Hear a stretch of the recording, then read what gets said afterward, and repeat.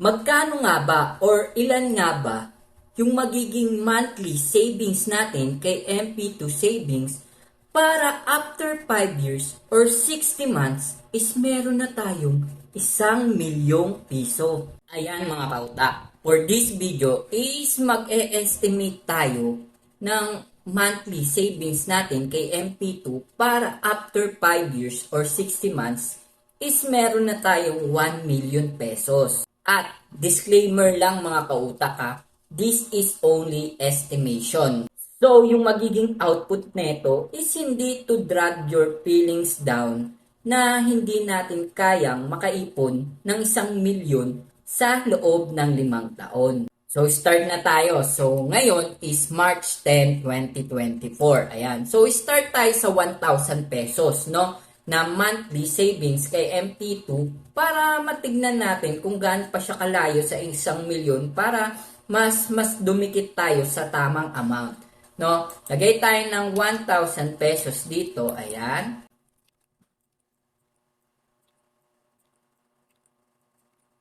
Ayan, naglagay ako ng 1,000 pesos monthly. So, since March 10 ngayon, kung ngayon tayo mag-uumpisang maghulog ng 1,000 pesos, so ang huling hulog natin will be February 2029. So, ito po. So, maghuhulog tayo ng 1,000 pesos dyan. So, after nyan, so ang magiging value ng ating pera is 71,702.81.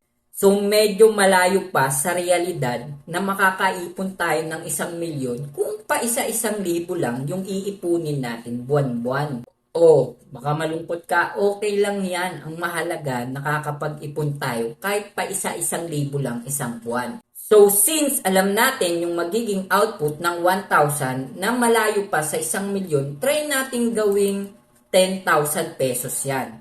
Ayan, so gawin natin 10,000 yan.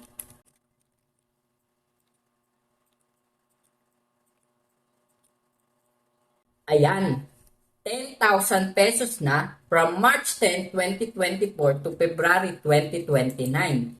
At ang magiging pera na natin after 5 years or 60 months will be 717,028.11 pesos.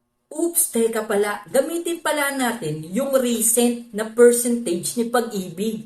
Di ba nga, from 7.03% is umangat siya to 7.05%.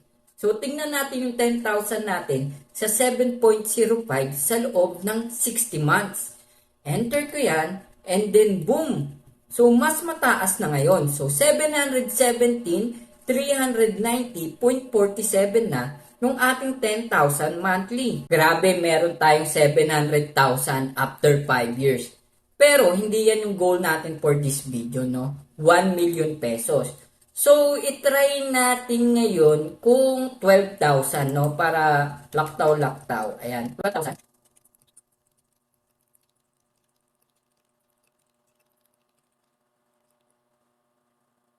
Ayan, sa 12,000 monthly, after 60 months, makakaipon tayo ng 860,000 plus with 7.05%.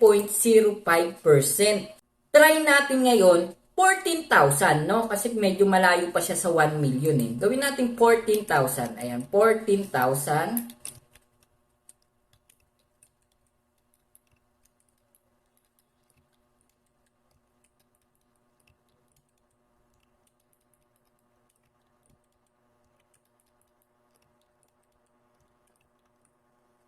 Ayun!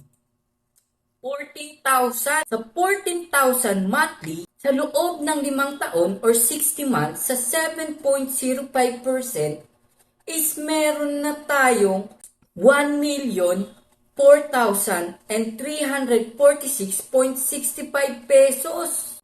Oh, meron na tayong 1 milyon kung meron tayong 14,000 monthly. O, di ba? Sa 14,000 monthly na hinuhulog mo, is after 60 months is magkakaroon ka na ng 1 milyon. Pero try natin na paliitin yung percentage ni Pag-ibig kasi 'di ba? Lumiliit 'yan at lumalaki, no? Para hindi ka ma-disappoint after 5 years, try natin tong gawing 7% lang. Tingnan natin. So okay lang, no? kahit bumaba ng 7% yung sumunod na mga taon, is yung 14,000 monthly mo is meron pa rin 1,000,000. Paano kung mas malaki sa 7.05% yung proceeding percentage sa loob ng 5 taon?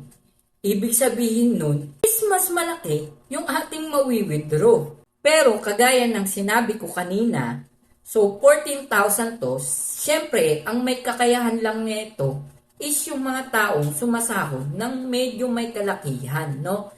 Hindi naman yung, for example, minimum wage earner ka lang, siguro hindi mo kayang maglagay ng 14,000 monthly sa MP2 savings. So, kung ikaw meron kang kakayahan na magtabi ng 14,000 monthly at gusto mo nang magkaroon ng 1,000,000, pwede mong itry maghulog sa MP2 savings sa loob ng 5 taon para after 5 years, meron ka ng 1,000,000 pesos kaysa ibulok mo sa bangko na sobrang baba ng interes. At para sa atin na walang kakayahan na maghulog ng 14,000 monthly sa MP2 savings, okay lang yan. At least nakakapag-ipon tayo. And after 5 years, no, yung po isa-isang libo natin monthly sa MP2 savings, pwede na natin gamitin yun sa ating mga negosyo at malay mo yung negosyo natin na yun at yun na yung magbigay sa atin ng una nating 1,000,000. Gusto nyo ba itong ating MP2 savings calculator? Kung saan, ang kailangan mo lang i-update is yung initial investment o yung date kung kailan ka nag-initial investment or naghulog kay MP2 savings. For example, January 1 ka naghulog, so ilalagay mo lang yung January 1, 2024 and then makikita mo na agad kung kailan ka huling buwan maghuhulog. Also, mga kautak, kapag in-update nyo ito, is automatic na yan mag-update itong part na to. For example, January 1, 2021. For example, tingnan nyo yan. 2024 magiging 2021 na yan. So makikita nyo na kung anong month kayo matatapos. Ang need nyo ilagay dito sa ating MP2 savings calculator is yung interest rate for the year. Ayan, for example, for year 2021, example, 7.03%. So ilagay nyo lang ng ganyan manually. And also, kapag nilagay nyo na yan ng interest rate, kung nilagyan nyo na dito ng contribution, for example, nag-contribute kayo ng 500, automatic, malalaman kung magkano yung dividend earned for that contribution. Ang maganda pa dito, pwede mong i-estimate kung magkano yung makukuha mo after 5 years. For example, ayan, nag-umpisa ng January 2024, so hanggang December 2028 matatapos. Ayan, so hanggang dito ka lang sa December 2028 maghuhulog. And also, pwede mong i-check dito kung paano nga ba nakuha yung dividend earned doon sa statement na binigay or makikita nyo sa virtual pag-ibig. Ang maganda pa dito, mga kautak, is bawal ka maglagay dito ng hindi lagpas 500 or equal sa 500. For example, yan, 499 lang. So magkakaroon ng ganyan yan. So dapat 500 or pataas yung ilagay na amount dito. Which is dapat talaga minimum 500 kapag nagko-contribute tayo kay MP2. Gusto nyo ba itong MP2 savings calculator natin? Kung gusto nyo, libre lang naman to. Opo, libre. Di ko ito ipagdadamot. Gagawin nyo lang, comment nyo lang sa baba yung inyong email address. Or kung ayaw nyo namang ipakita sa iba yung email address nyo, send nyo via messenger yung inyong email address. After that, para ma-notify ako, click nyo tong video tapos comment kayo na nag-send kayo ng inyong email address. Kasi minsan po napupunta sa spam messages yung inyong mga mensahe. So para hindi ko ma-miss, no? Makita ko lang na nag-comment kayo, na nag-send kayo, so i-check ko na po. Kung gusto nyo po, yun po ang gawin nyo. Yun lamang po, use your brain.